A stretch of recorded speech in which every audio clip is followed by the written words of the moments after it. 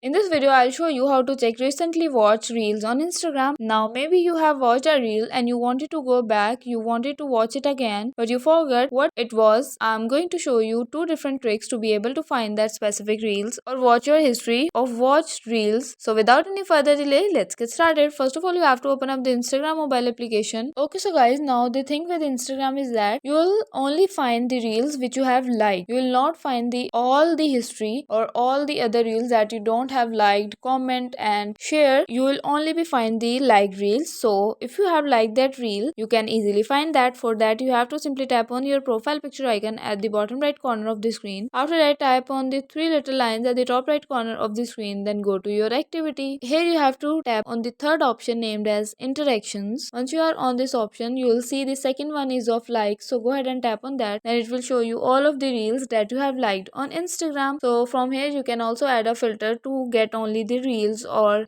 sort by newest to oldest, author, start date and end date. And after that, from here you can also view the reel again. Okay, so guys, that's it for today. Hope you guys like this video. If you guys like the video, give it a thumbs up. Don't forget to subscribe the channel, hit the bell icon. Thank you for watching.